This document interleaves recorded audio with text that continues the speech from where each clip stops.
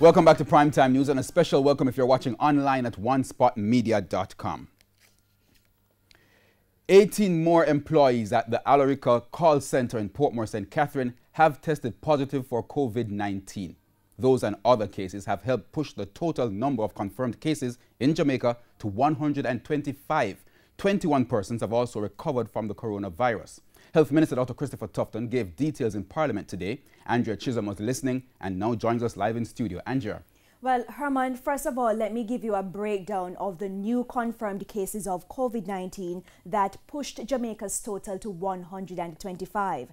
Now, 2 of the cases are imported: a 2-year-old boy from St. James and a 43-year-old woman in St. Catherine.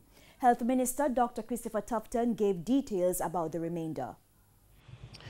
The other 18 individuals, Mr. Speaker, are from St. Catherine and arise from an ongoing investigation of a BPO activity in that parish, Alarica. Mr. Speaker, this brings, in regards to this BPO facility, to 52 the number of confirmed cases working at this Alarica facility. Their ages range from 18 to 34 years.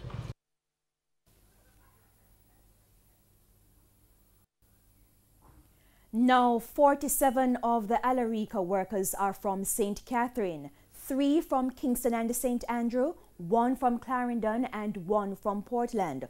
All the cases are under investigation and over 300 interviews have been done with workers. In addition, over 300 samples have been collected so far from the employees and their relatives.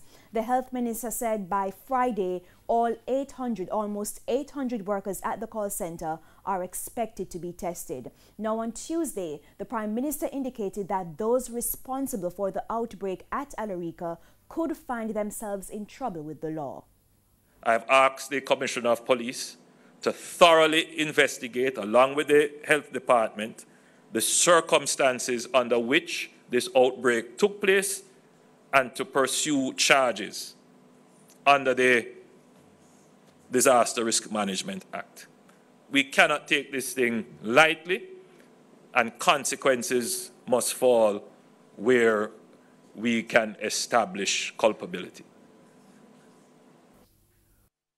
Back in the House, the parliamentary opposition is not pleased with the number of COVID-19 tests being done across the island. Let's listen. Close to 1,400 COVID-19 samples tested since March 10. For opposition spokesman on health, Dr. Maurice Guy.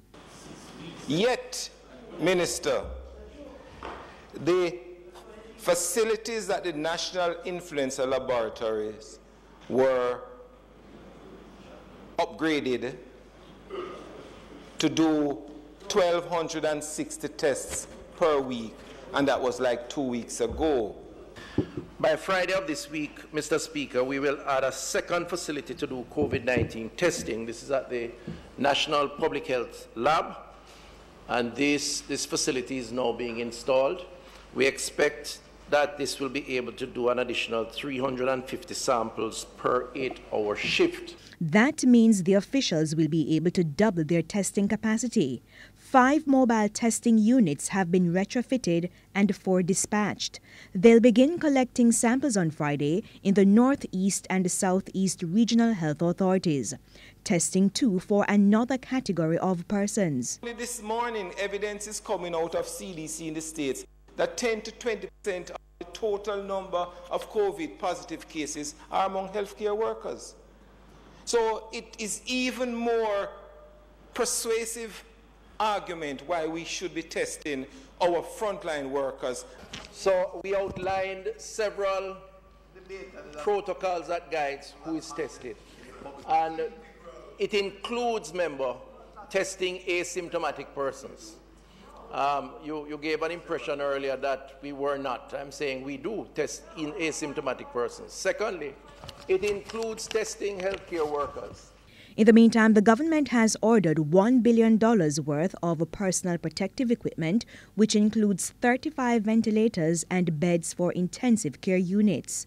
The National Health Fund is spearheading the initiative, which has posed some challenges. It's very difficult. We have lost some items, frankly speaking, because we have had situations where, having discovered that the items were available in other jurisdictions, we have not been able to access those items.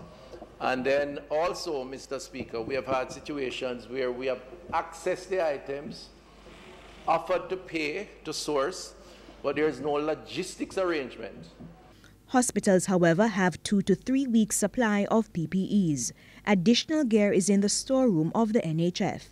As for the use of interferon, a drug from Cuba that's used to fight COVID-19. But as far as the drug is concerned, a decision to date has been taken not to engage for usage at this point in time. Andrea Chisholm, TVJ News.